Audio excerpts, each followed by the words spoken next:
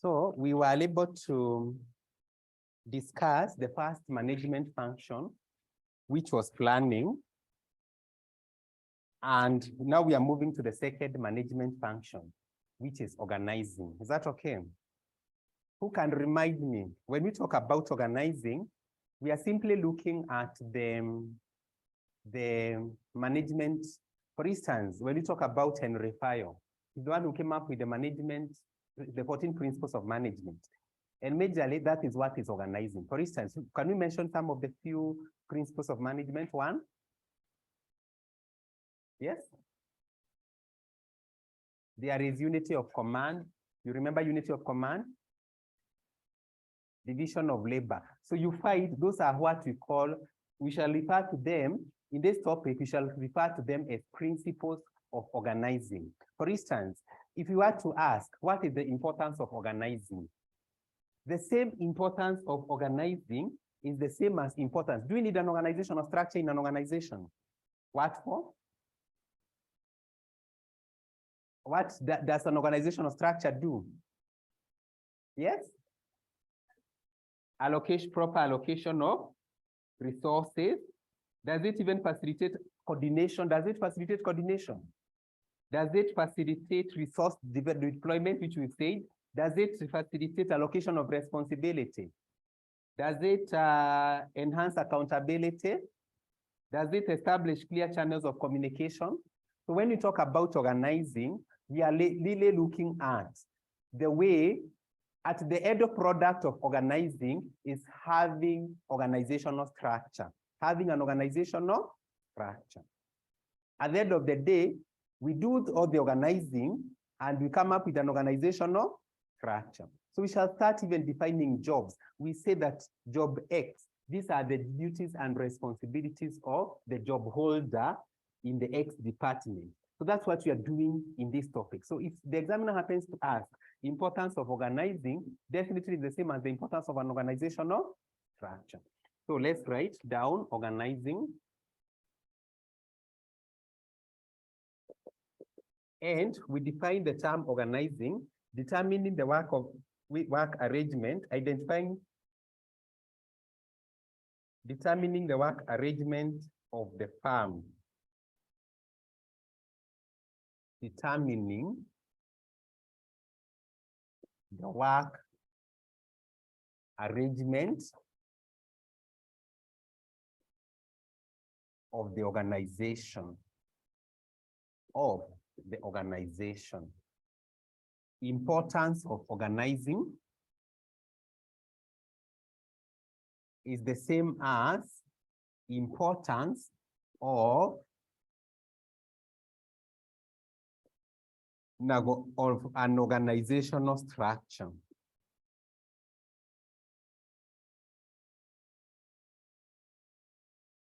And one of the importance of organizing or the importance of organizational structure is definition of jobs. Definition of jobs and tasks. So each job is defined. That is its position in the organizational structure. For instance, the CEO, we define that job. It's the highest job, or it is the highest job holder in the organization. These are the responsibilities of the CEO. These are the reporting structures. So when you talk about definition of jobs and tasks, that is responsibilities, reporting lines,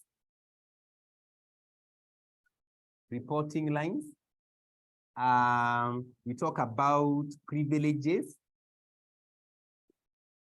among others. So with the definition of jobs and tasks. Number two is that allocation of responsibilities. Allocation. Through organizing, we are able to allocate responsibilities. Number three, enhances accountability. You find that organizations with the organizational structures, which are not flat, the organizations that are flat. Flat organizational structure is where we do not have reporting lines. Everyone can access the CEO from the junior officer to the highest, to the other managers. it's a good organizational structure because it enhances teamwork, but you find that accountability is compromised. So establishes clear channels of communication, establishes clear channels of communication, establishes clear channels of communication, then facilitates resource allocation, facilitates resource allocation. When we create departments, we can be able to allocate resources, then ensures synergy, ensures there is synergy.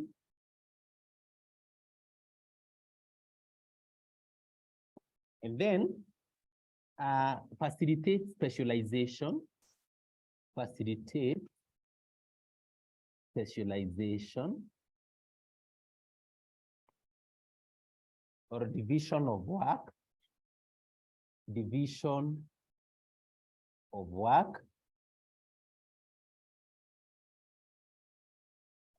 achieves coordination, achieves coordination.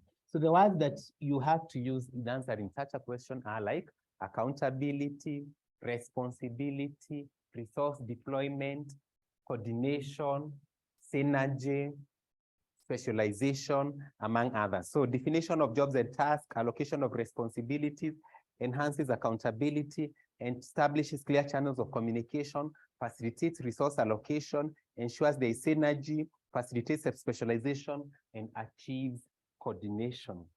Now, elements or principles of organizing. Elements or principles of organizing. And the question is, can you be able to mention some of the few elements? When we are doing organizing, what things do we do? For instance, are we going to create an organizational structure? Are we together? Span of control, job design, among others. So let's write them down. One is job design. Two, we have responsibility, and responsibility always goes hand in hand with authority. Three, we have coordination. Coordination. Four, we have span of control. And five, we have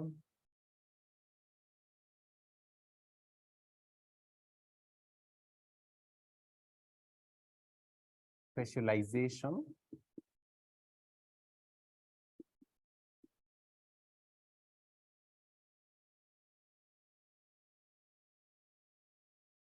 We also have line of staff relations, line of staff relations, line of staff relations.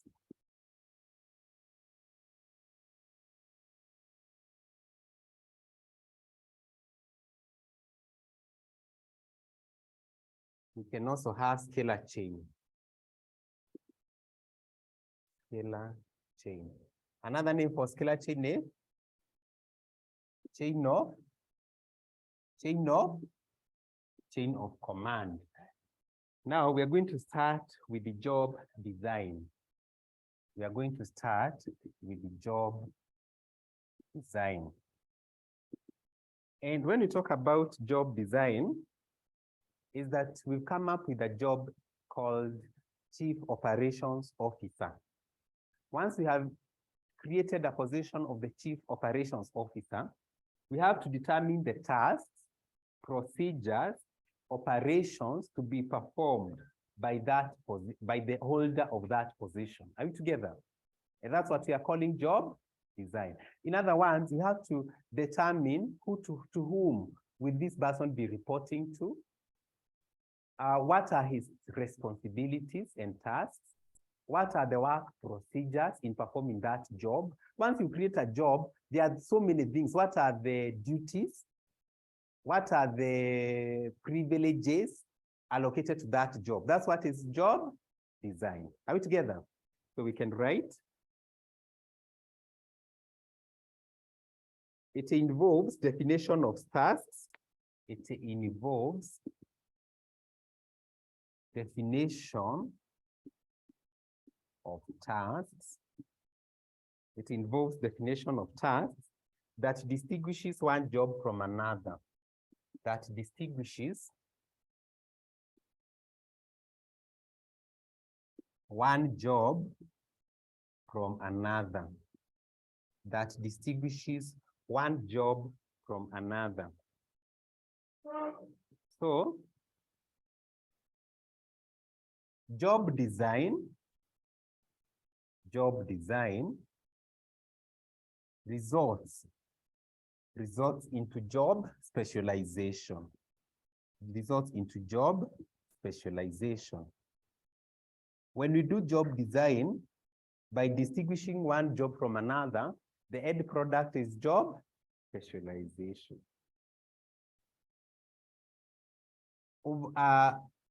Though specialization is healthy, though specialization is necessary, over specialization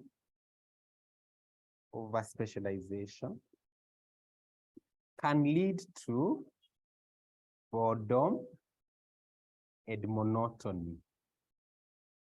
Can lead to boredom and monotony. Strategies to overcome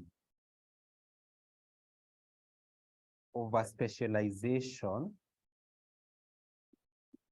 are, so we are saying that it involves definition of tasks that distinguishes one job from another. Job design results into job specialization. Though specialization is important or necessary, over specialization can lead to boredom and monotony. What are the strategies that organizations employ to overcome over specialization? Which strategies do organizations use to overcome over specialization? Job rotation. One is job rotation. Job rotation is where you are moved from one job to another, moving a worker from one job to another to break monotony. Number two is job enlargement. And job enlargement means addition of more tasks. Addition of more tasks. And three is job enrichment. Job enrichment.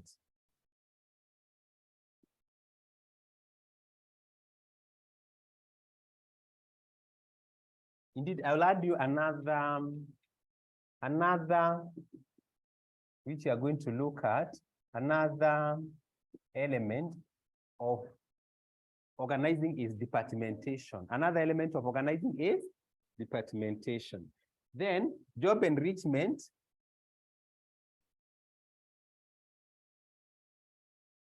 is addition of more responsibility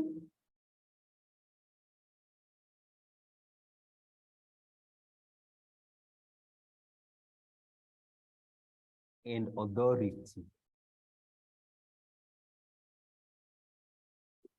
Addition of more responsibility and authority. So that's it about job design. You know, we are looking at the concepts that are complex and are highly examinable. I'm so sure we did something to do with responsibility and authority when we are looking at the 14 principles of management. And you also know about coordination. Is that clear? Do you know what is span of control? Span of control. When it comes to span of control, we are going to look at that. Span of control simply means the number of people who report to a manager. It means the number of people who report directly to a single manager. It can either be narrow or wide. It can either be narrow or wide. And the examiner, the question he likes, what factors determine the factors that determine the kind of span of control an organization will adopt. So let's first of all define what is span of control. Span of control. So this refers to the number, this refers to the number of people. This refers to the number of people reporting directly to a single manager. It can either be a wide span of control or a narrow span of control. And we can have the manager here, only 1, 2 people are reporting to him. Then this manager, only 2 people are reporting to him. So this is an example of a narrow span of control. But you can have another one here. So many people are reporting to him. This is a wide span of control. You can see the example. So in the first A, it's a narrow span of control. And in the second is the wide span of control. So let's look at the factors that influence. Factors that influence span of control adopted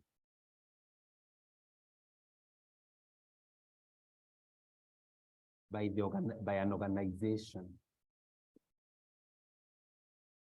Or we can say number of levels of management in the hierarchy, or factors that determine. It's the same answers, factors that determine number of levels of management in the hierarchy of management in the hierarchy. What are we trying to say? Not every organization will have the top, middle, and the lower level. Is that true? In certain organizations, the manager, like as the small and medium enterprises, you'll find that they don't have those top, middle, and the lower level. Right together, you'll find an organization only having one level of management. Right together. In another organization, you'll find, like now this one, it's only the manager and the employee. Are you together? But this such an organization, you find another one, it has manager, these are also managers, having other employees below them. So which factors that will determine whether you're going to have a narrow or a wide span of control?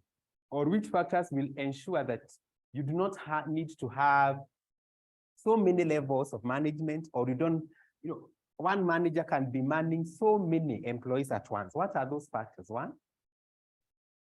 Yes?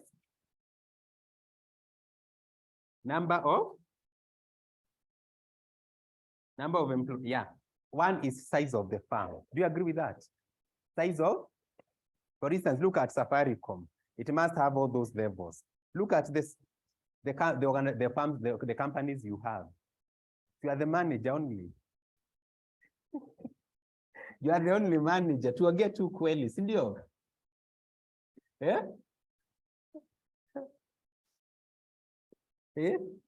Au mmeomoka sasa yenu ziko kubwa. Yeah, size of the firm. The firms that you usually have. The briefcase companies, eh? Maybe if I have a briefcase company, I'm the only manager. Is that okay? Yes. Size of the firm will determine what else. What about if the employees are highly skilled? If the employees are highly skilled, do you go for the narrow or wide? Narrow or wide? Wide. If the employees are highly skilled, they don't require a lot of supervision. Do you agree with that?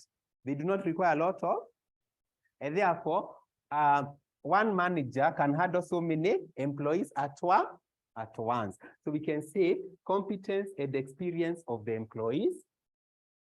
Competence and experience of employees. In the examination situation, you have to elaborate. So you can elaborate your answer. I don't have to write down. You can say that if if the employees are highly skilled or highly competent and experienced, then an organization would go for a wide span of control. But if the employees are lowly skilled, they don't have the skills, then you go for a narrow span of control because they need a lot of attention. With the who? They need a lot of attention.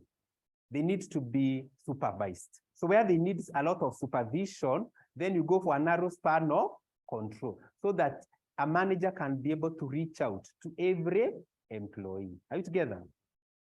Then competence and experience of the managers. So if the managers are highly experienced, you go for which span of control? If the managers are highly experienced.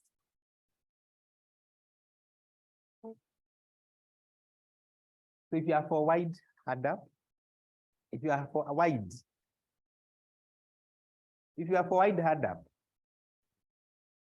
If you are for narrow, hand up.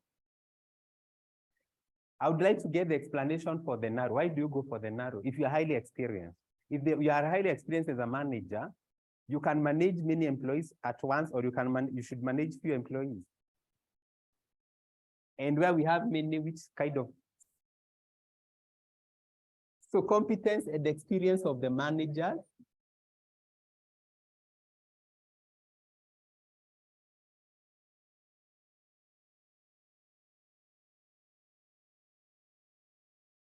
Elaborate your answers.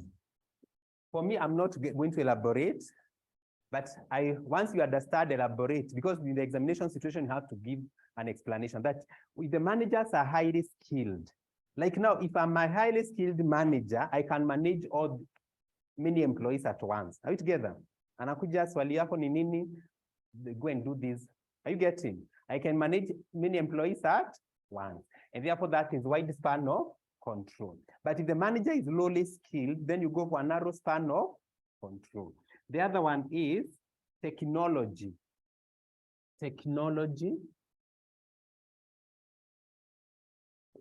Technology has brought about what? A manager can be able to manage so many employees at once. Is that true? So meaning that an organization that is highly automated can go for a wide span of control. You can even manage where managers are managing employees working from home. You bring reports, I review those reports and make conclusions. So technology facilitates that managers can be able to manage so many employees. Nature of activities of the work, nature of work.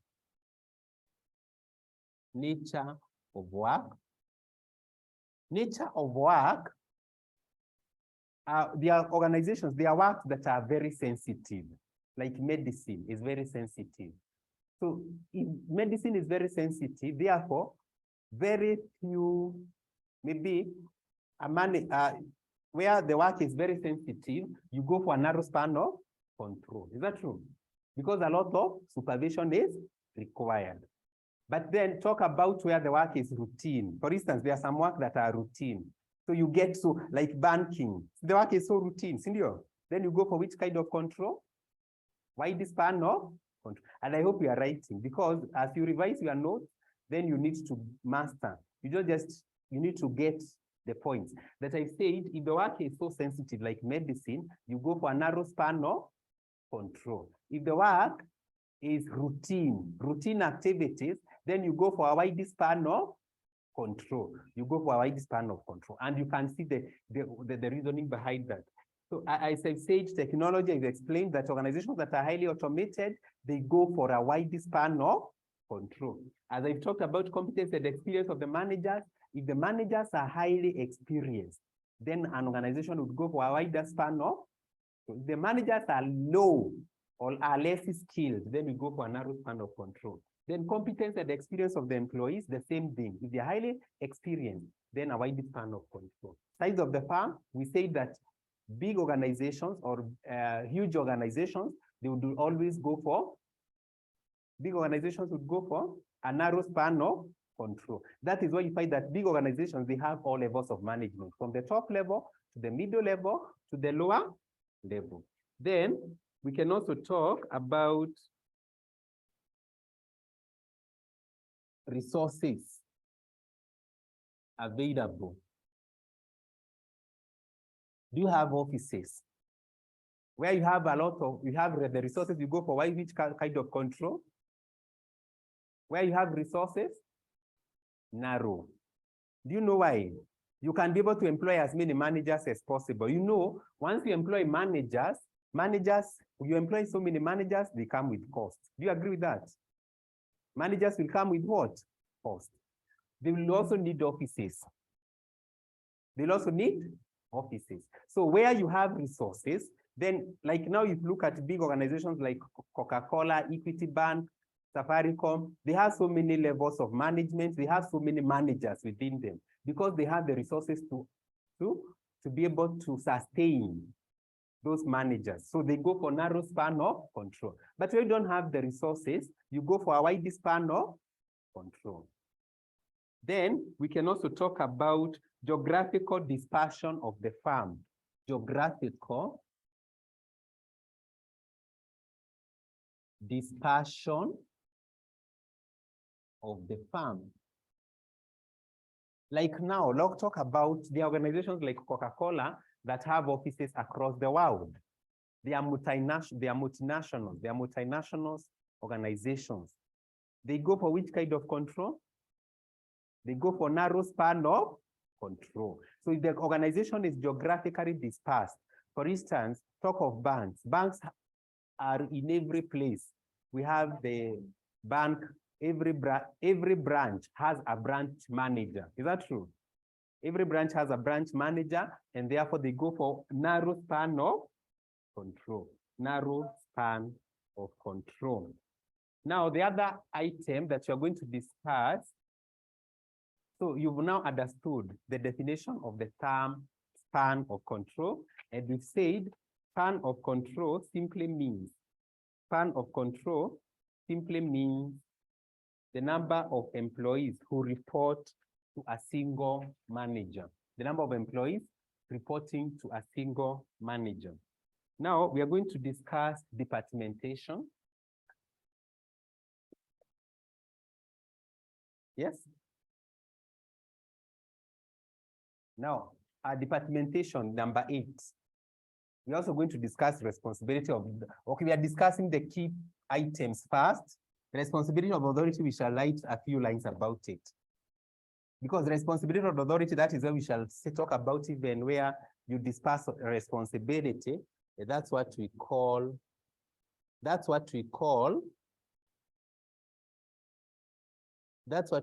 delegation. Now, when you talk about departmentation, let's write about departmentation. I want to move fast because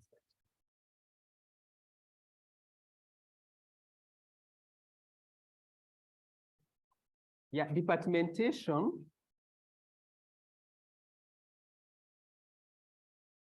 it is the process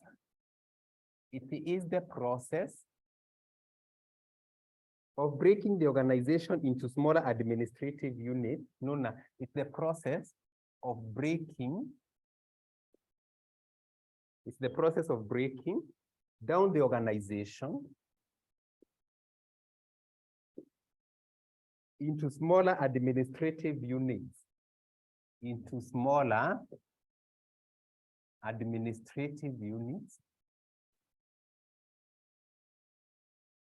known as departments.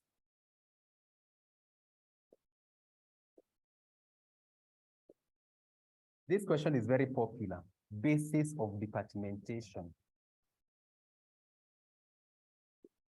And as we answer the question, we shall also be answering types of organizational structure.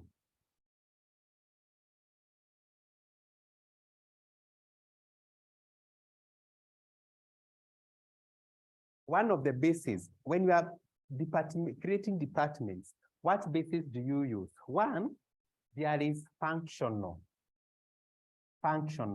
departmentation. Functional departmentation. And functional departmentation will give us which type of organizational structure? Functional organizational structure. I'm using OS to shorten the word organizational structure. Then we can also use products. We can also use product, and from the product, we come up with product organizational structure. Number 3, we can also use region or geography. And from the region, we come up with geographical organizational structure. Then we can also use customers.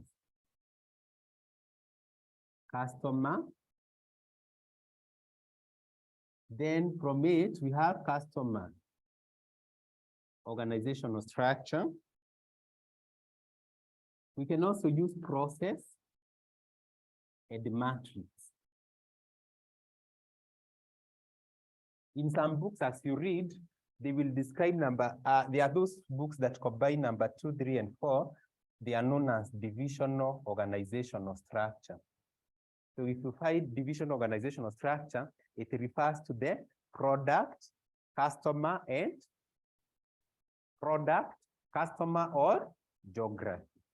Product, customer, or geography. Are we together? So what are we saying? I want to give you an example. When you talk about functional organizational structure, this is almost every organization that has HR department, finance, production, and ICT. Is that true? That is, now we break down the organization into smaller units based on its functions. For instance, we've talked about finance, we talked about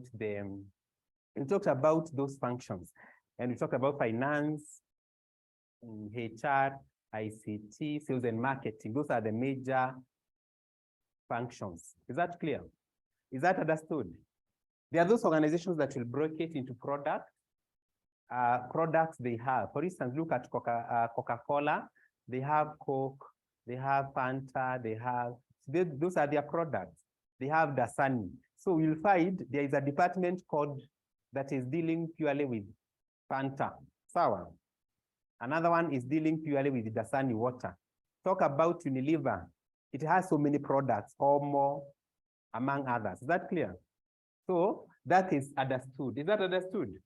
There are those organizations that have their department based on geography. An example I shall give is Coca-Cola.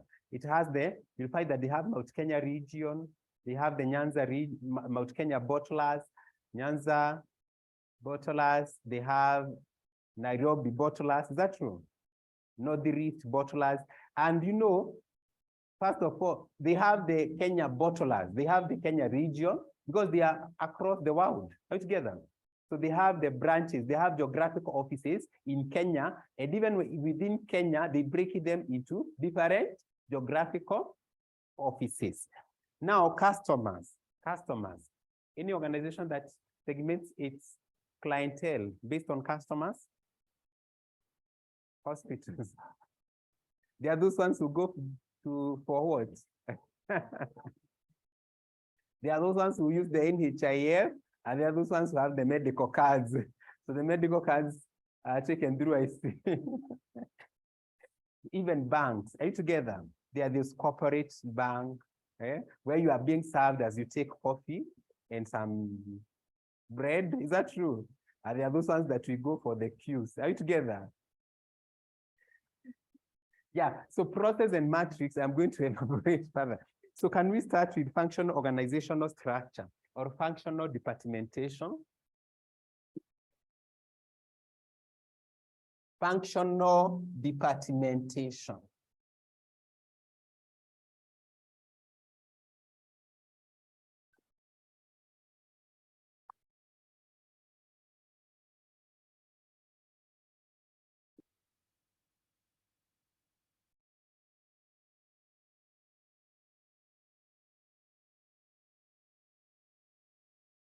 And when you talk about functional departmentation,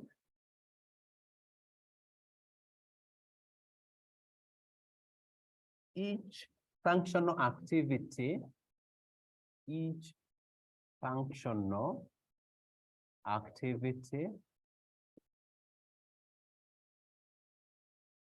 in an organization is a separate department.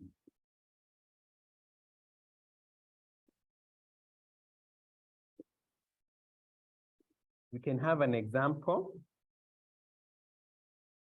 We have the CEO, and now we also have the production, sales and marketing,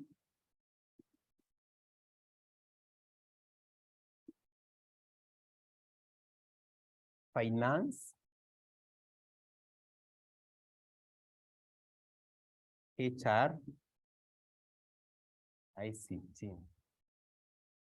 Now, what are the advantages of functional organizational structures? Advantages of functional organizational structure. We are going to discuss very fast. Now, you only need to know the advantages of specialization. Do you know the advantages of specialization? Do you know the advantages of specialization? That's the same thing we are going to be writing down. Are we together? So because the benefits of specialization are reaped from the functional organizational structures. So ensures efficiency and accuracy of work, ensures efficiency and accuracy of work. As each department concentrates on its function, as each department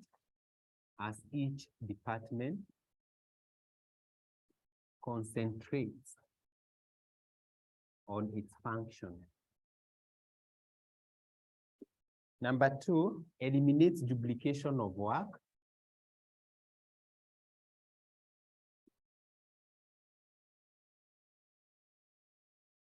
Number 3, increased production.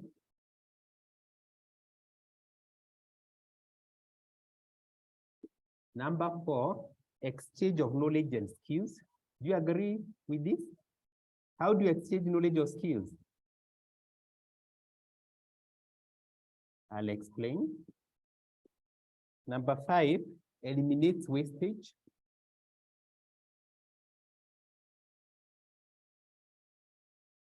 Number 6, facilitates standardization of work and processes. Facilitates standardization of work and processes. Then let me get some here.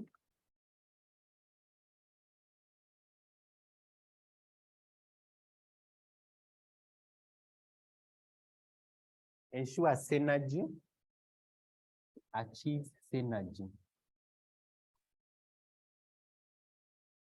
I want to explain. Ensures efficiency and accuracy of each for each department concentrates on its function. So each department is focusing on their core competence. Are we together? Then eliminates duplication of work. Do you know why we are saying this? Because the functions are centralized. Unlike this one, you know what will happen with this product, with this divisional? This divisional, you'll find that because it's like decentralization. Each office has its own, it has its own finance. Like now in Geography A, they have their own finance department. In Geography B, they have their own finance department. But the functional organizational structure, it is centralizing finance in the central office. Are we together? Once now we centralize it in the central office, it will eliminate duplication of work. Number 3, increased production, because we are hiring experts. For instance, in finance, we only have people who are good in finance department, to man that office. Are we together? And that one will ensure that we engage people who are highly skilled, increasing production, exchange of knowledge and skills, because the hierarchy is made up of professionals. For instance, in the finance department, we have the CFO, the chief finance officer, we have the finance director. So those people are highly skilled in that area, and they can be able to exchange knowledge. They can interact and exchange knowledge. Eliminates wastage is more or less the same with eliminating duplication, because we do not have to have a finance in every branch, and facilitates standardization of work and processes because our functions are centralized. All the functions are centralized. And then achieves synergy. Synergy because now the production, they do very well in their department. Finance, they do well in their department. And therefore, it facilitates achievement of synergy. Are we together? Now, we now move to product departmentation. Product or no, we have to look at the disadvantages. I'm sorry. We look at the disadvantages of functional organizational structure.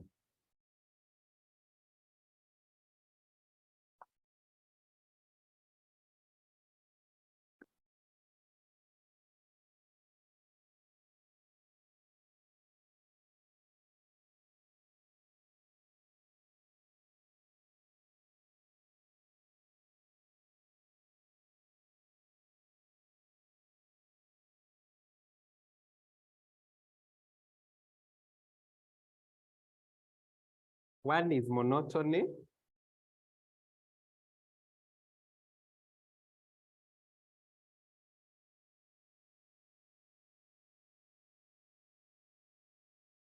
Monotony and boredom.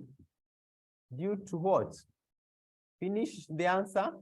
Monotony and boredom due to specialization.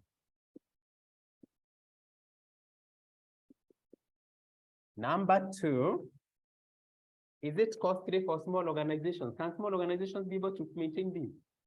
No.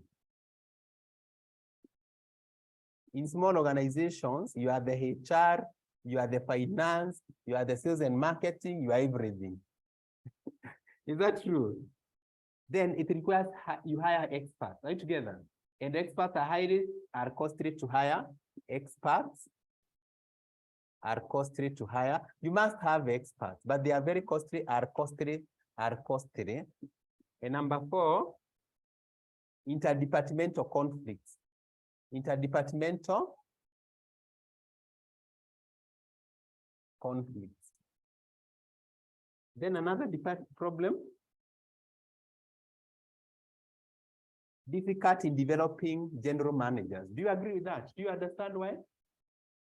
Because of specialization. In other words, we are trying to discuss the disadvantages of specialization. Difficult. Why we are saying that is that now you are in finance only, and you only work in finance. You not acquire skills in sales and marketing. Difficult in developing general managers. A general manager should have skills across. A general manager should have skills across. Now we move to the product organizational structure.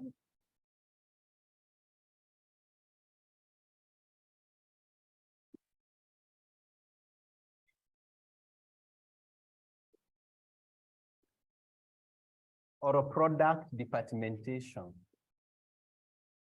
And we note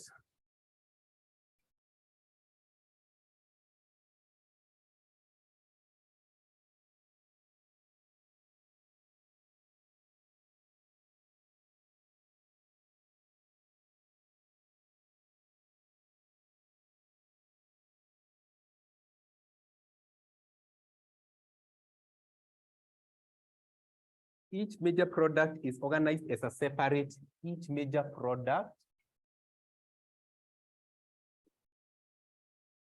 is organized. Each major product is organized as a separate department.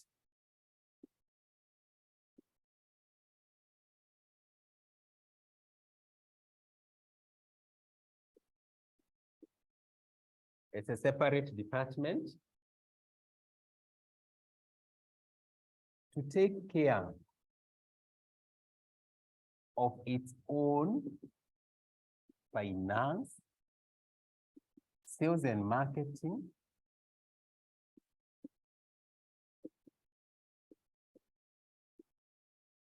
and production. Now we can have like CEO. We have product A, department, product B, department, product C, department. So in product A department, it will have its own functional department. So product A has its own finance, HR, and ICT.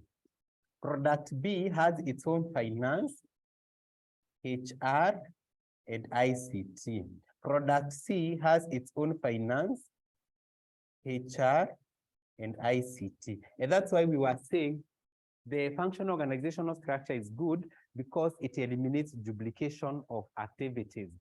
You can find that these ones, they are going to be highly duplicated.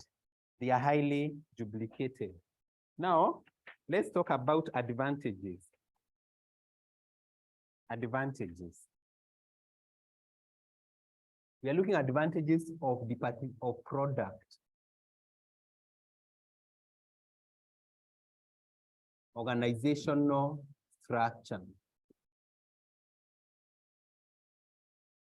Advantages of product, organizational structure. So that is what we are looking at, advantages of product, organizational structure. You find that what are the advantages of Coca-Cola dividing its departments into Coke, Crest, Fanta? Are there benefits? What are they? Yes? High production, yes, high production. Focus on? Yeah, high quality. Is that true? Because each department is focusing on its production. Are we together? There is even product competition. Are we together? Another benefit? Increased customer satisfaction, and even increased customer base, because now you have those who prefer, you are able to address various customer preferences. Are you together? Yes. So you have an idea, so we can write better quality of goods and services, or increased quality, better quality of served goods. Number 2,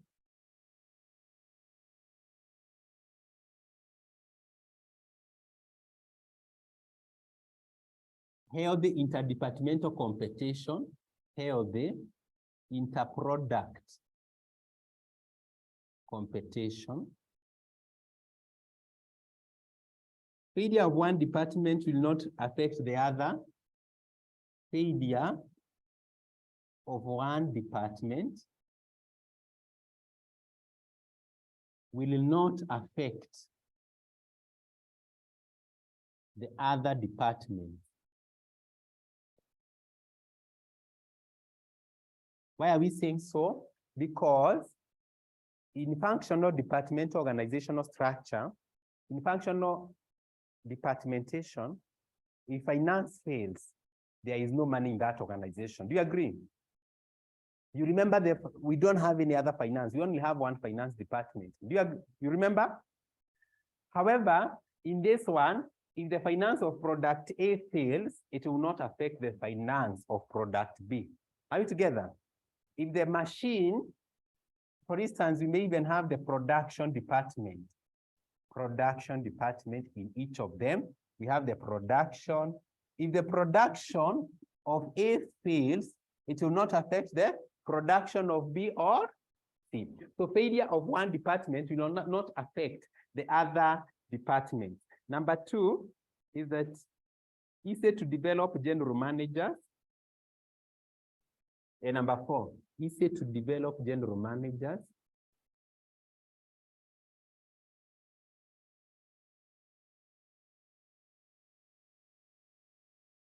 Fast decision making.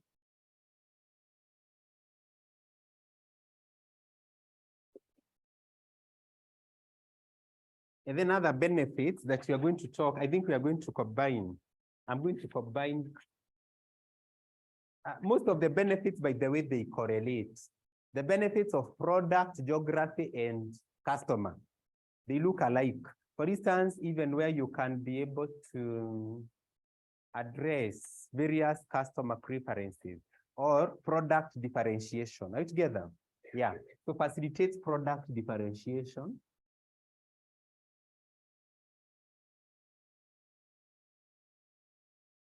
You can be able to differentiate products to address various customer needs. To address various customer needs. Product differentiation, like Coca-Cola, it has so many differentiated products. There are those ones who even produce products. Moja ni pesa juu, ingine ni pesa chini, sindio? To address various customer needs. Now, what are the disadvantages of such an organizational structure? The first one that you should know is what? It is expensive. Is that true? Duplication of work also. So disadvantages.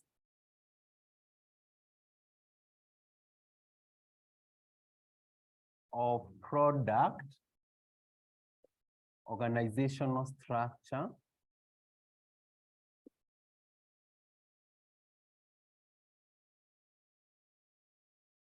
And one of them is that duplication of effort.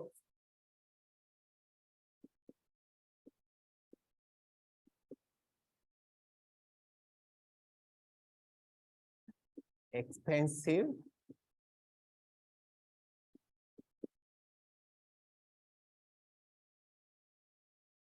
Synergy is lost. It does not encourage teamwork. It doesn't encourage teamwork. Each product, each department is independent of the other.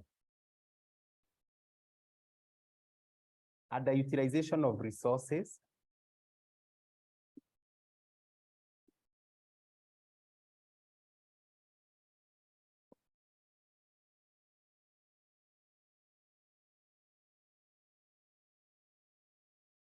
Lack of standardization.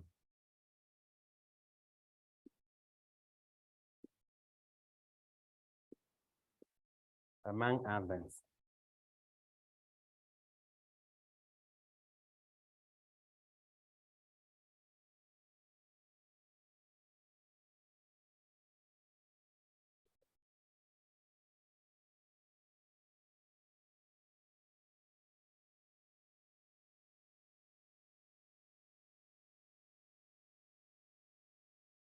Now, we are now moving to geography. Geography. Let's look at geography.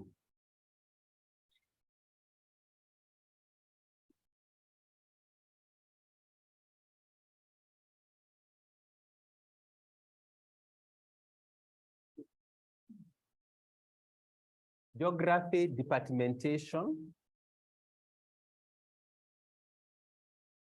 And I said, the examiner might also test you types of organizational. It's the same as types of geographic organizational structure. And when we talk about geography, also called regional, So it is appropriate where the entity, it is appropriate where the entity, it is appropriate where the entity has activities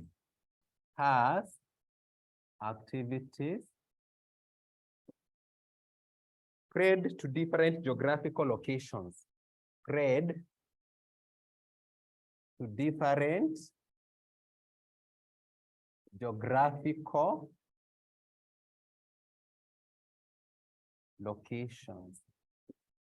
We can have a diagram to represent the same. We have head office,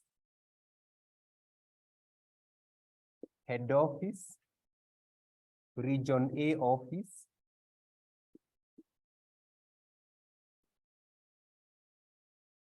region B office,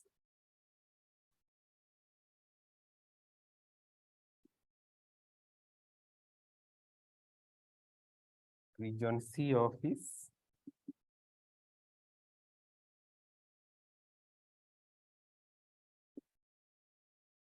etc.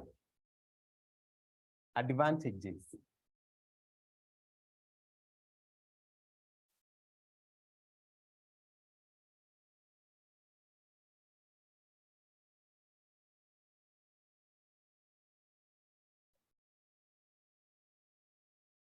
Advantages of such an organizational structure.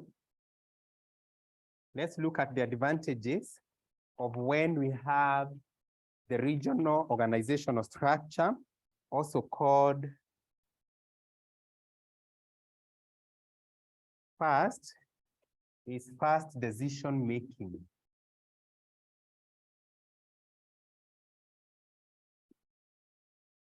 Fast decision making. Why? Because, as I said, product, customer, and geography, the advantages will be related. They are more or less the same because we are dividing into either geography or customers or product. Are you together?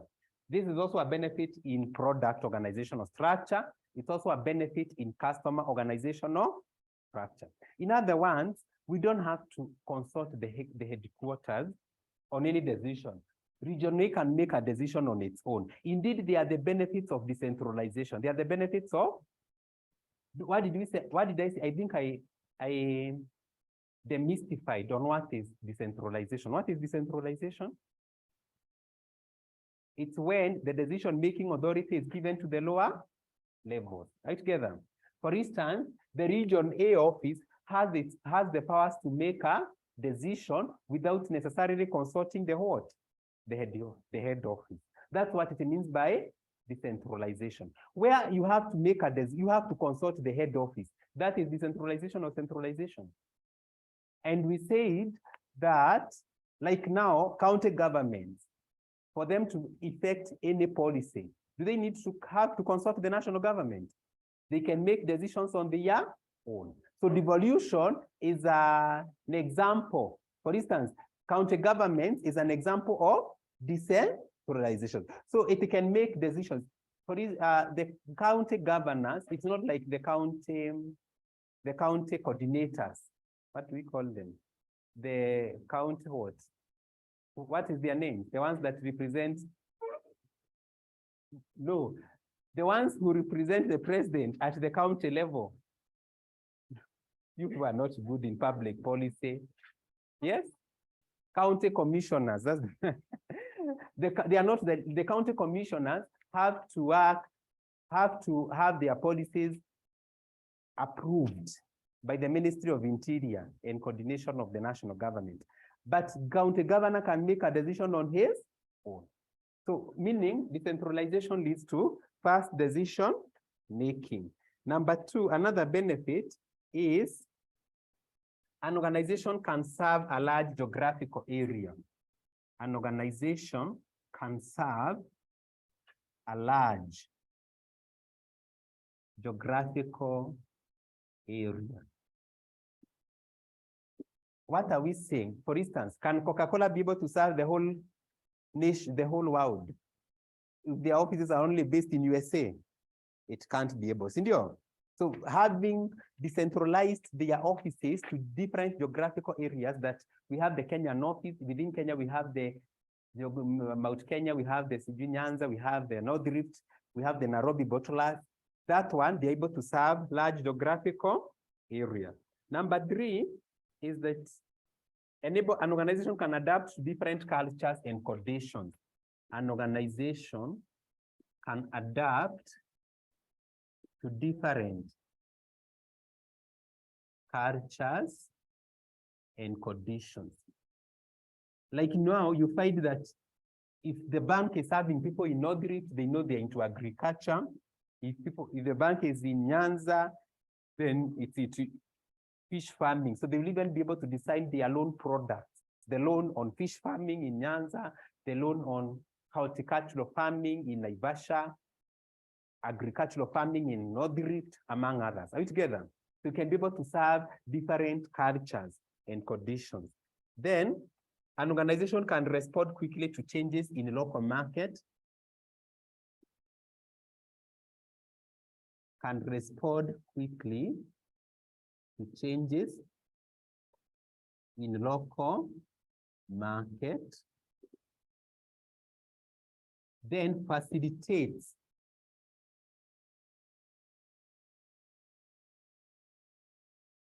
diversification of products,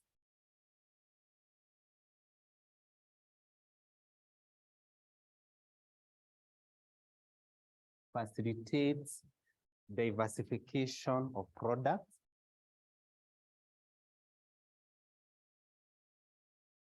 facilitates expansion, facilitates expansion. Disadvantages, or we can write disadvantages there. Disadvantages of geographical organizational structure.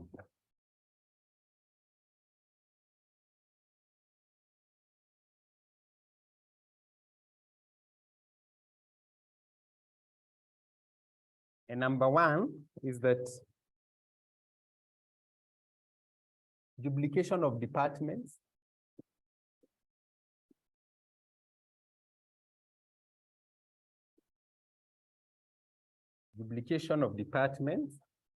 creates diseconomies of scale,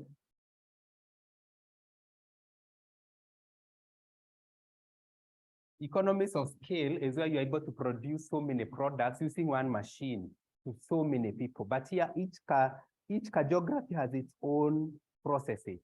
Then encourages rivalry between divisions, encourages rivalry between divisions.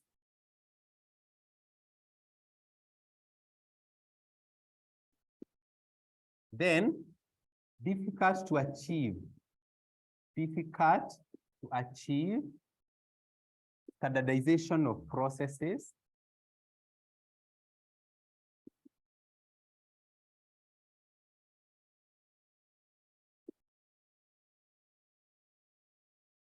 increases cost of administration,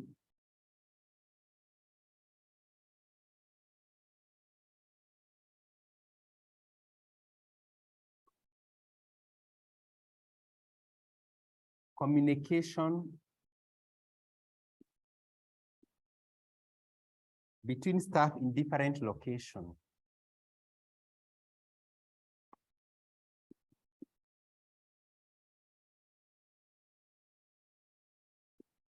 Is costly and problematic.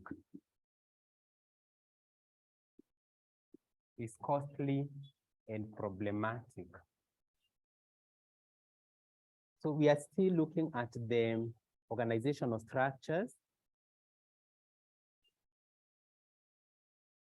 And now we are moving to customer organizational structure.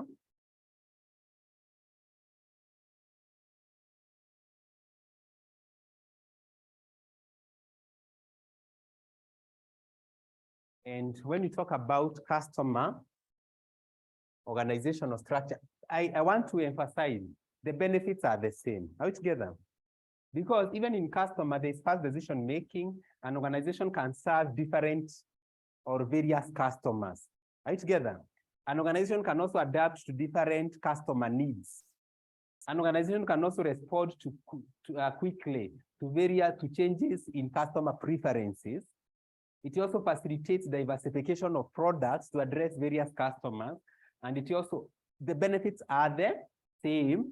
The problems are the same. For instance, duplication, diseconomies of scale, the rivalry, no standardization, and even the benefits and the disadvantages are the same. So I will be very brief.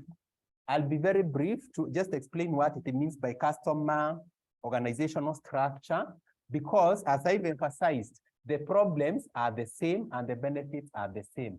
So customer departmentation.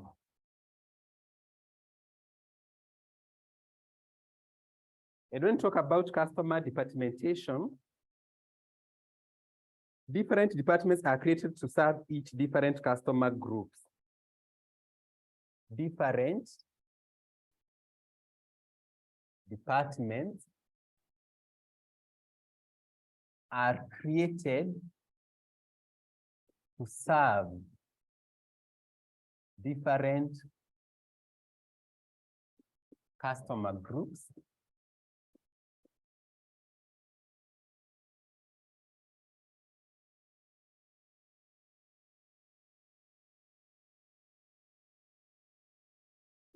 E.g., corporate customers,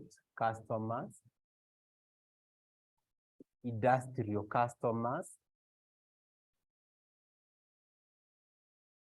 retail customers, wholesale customers, etc. Then let's look at the other, is the process organizational structure.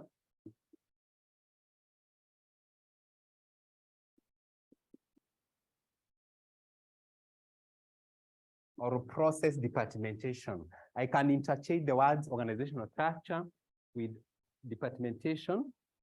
And let me explain what is a process. You'll find that there are so many stages involved in the production process. Are we together? So many stages involved in the, for instance, the car manufacturing industry. There are so many stages that will be undergone before we have the final product. And each specific stage has its own department. Each specific stage has its own department. And that's all about the process organizational structure. So each stage, where maybe we have the ones that are doing the painting, there are those ones who are going to do manufacturing of the wheels and all that. So each stage is made up of key experts who can man that department. Are we together? So we can write that. So production process is broken down into stages. Production process is broken down into stages. And each stage at each stage is a department, and each stage is a department. And each stage is a department. The departments may include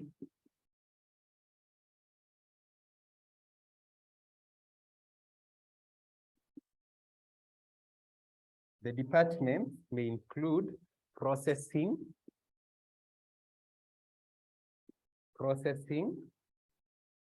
assembly, quality control, and assembling.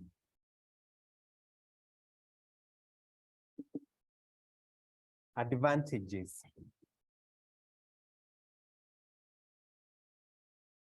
One, experts can be appointed at each stage.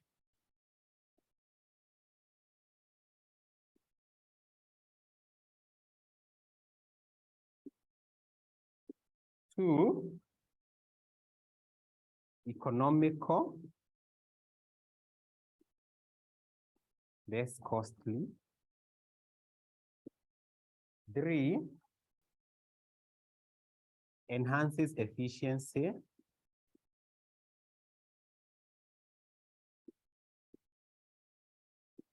Four,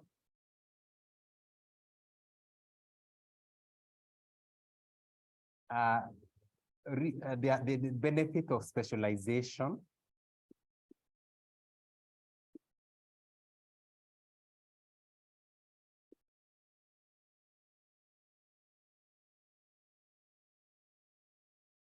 And then disadvantages.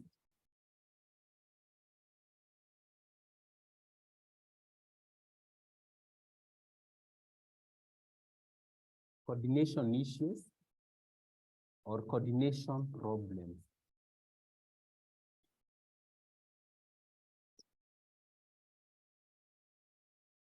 Interdepartmental conflict.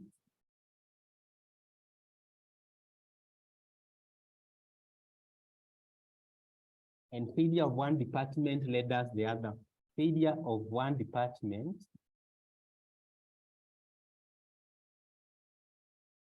affects the others. Affects others.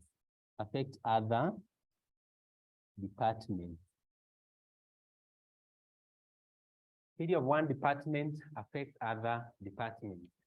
Now we finish up with the matrix organizational structure. And when we talk about the matrix organizational structure,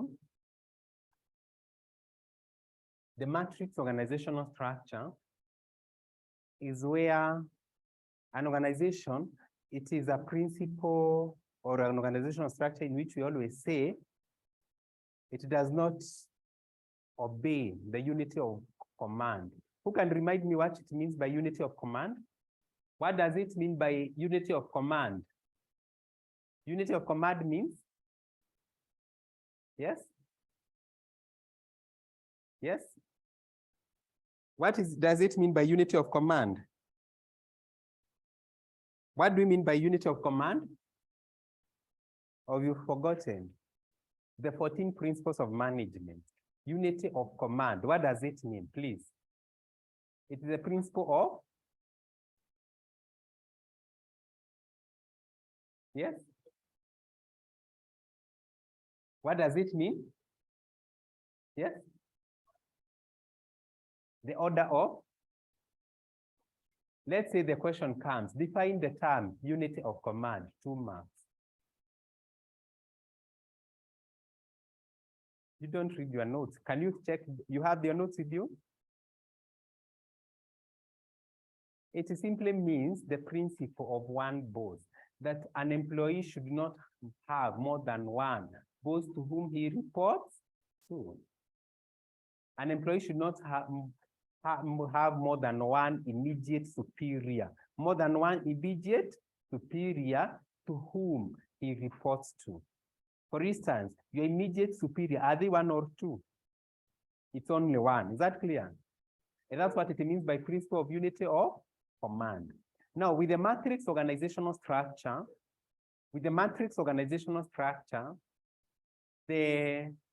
let's say an organization is undertaking a special project.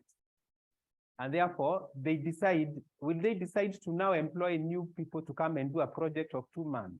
No. What they'll do is that they will utilize the existing employees.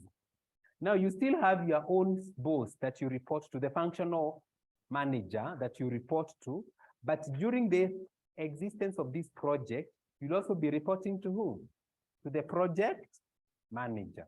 So in that case, you'll be reporting, in this case, the matrix organizational structure, employees report to both their functional manager or to their line manager, as well as the project manager. And therefore, it creates a disunity of command. Disunity of command is the opposite of unity of command. Are we together? Yes. So it's the organizational structure known as the two-boss structure. Two-boss structure. Yes? Yeah, let me write that the matrix organizational structure means let's write down.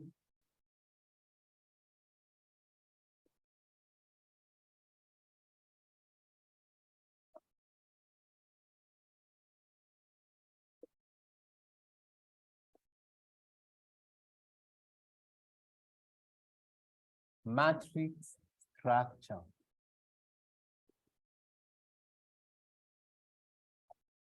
So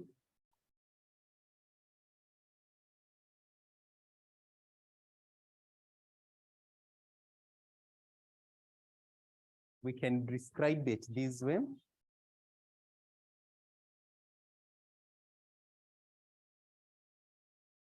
It's an organizational structure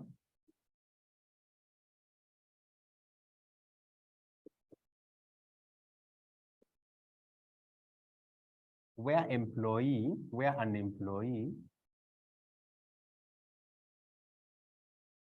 reports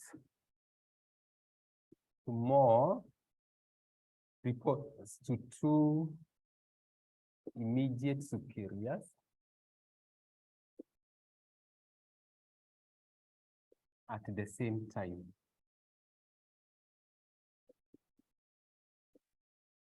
The employee reports to more than one, reports to two immediate superiors at the same time. It combines two chains of command. It combines two chains of command. It combines two chains of command. Employees report both to the line manager. Employees report to both the line manager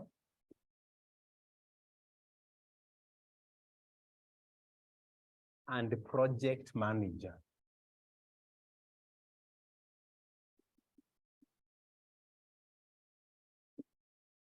Employees report to both the project manager and both the line manager and the project manager. It therefore violates the principle of unity of command. It therefore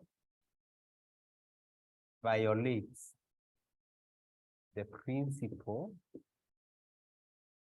of unity of command. It therefore violates the principle of unity of command.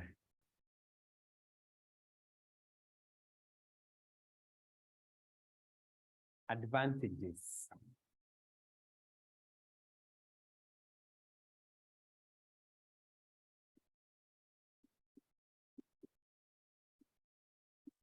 Advantages of matrix structure. One, efficient utilization of resources.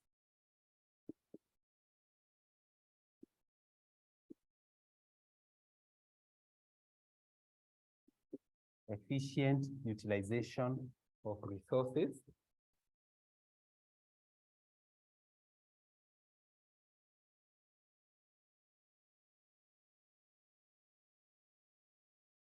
Different specialists, different experts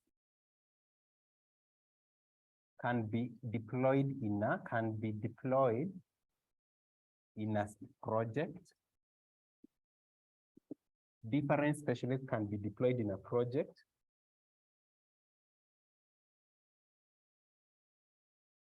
Enhances cooperation.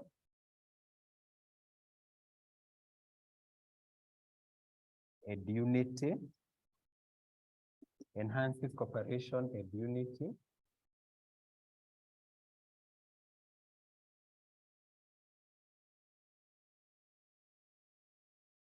Then another benefit is that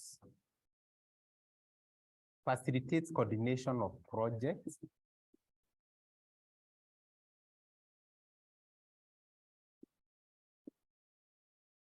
Facilitates coordination of projects. Enhanced communication.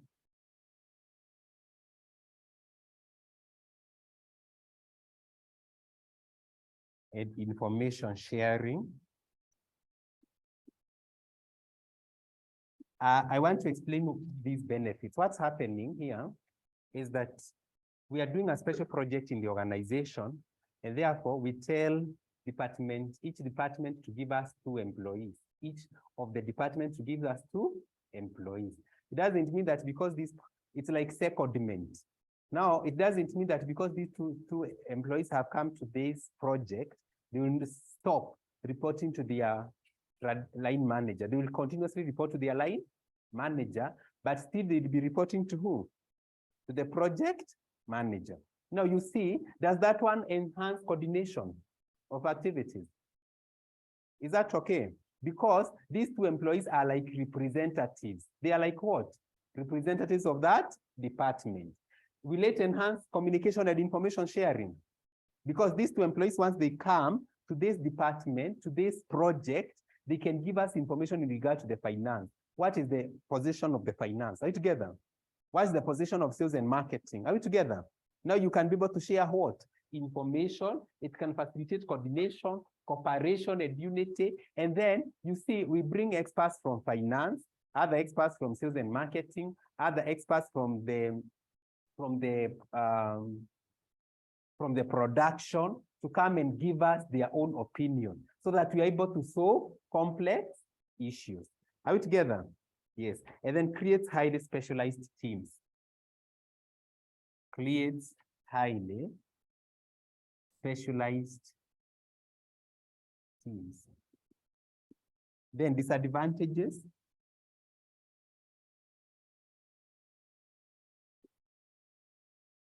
Conflicts between functional and project manager. Conflicts between functional and the project manager.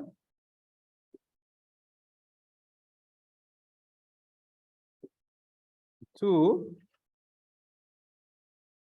confusion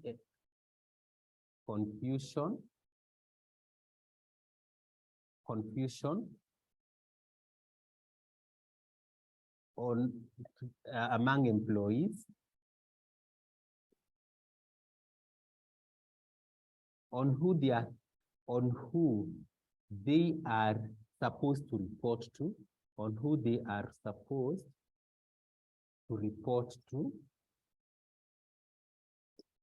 Three, disunity of command creates disunity of command.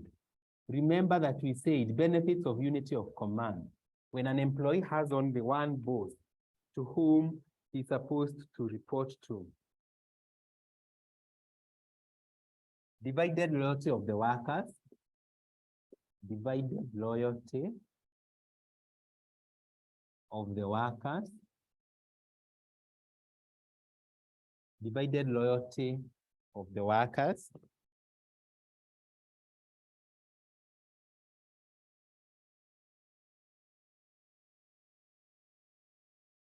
Expensive and complex.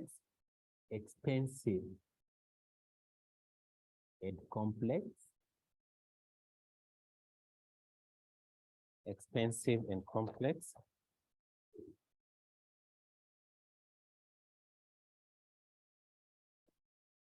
Employees can undermine the authority of managers.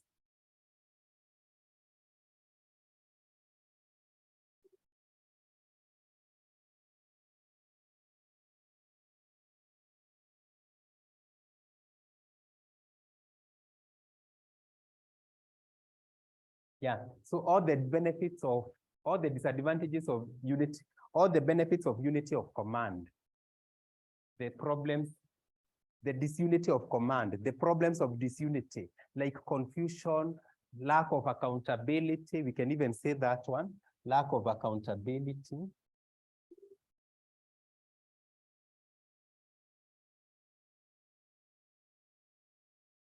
All the problems of the disunity of command will come into play when we talk about this kind of organizational structure. So you realize that we've been able to cover most of the areas in regards to the organizing. So, but we are not yet done in organizing. So in the next class, we shall clear up with the organizing and move to staffing. We shall move to staffing. That is the next class. We shall clear up with organizing and move to staffing and finish up. So in the next class, I'm arranging that we shall clear with organizing and move to the next. After staffing is? After organizing with staff. Sindio? We know now we are creating organizational structure. We are not putting people there. We are creating department you realize that we've created departments. We need to put people in those departments. And putting people in those departments is what is staffing. So we shall look at we shall clear with organizing and move to staffing. Are we together? Yes. We can stop at that point.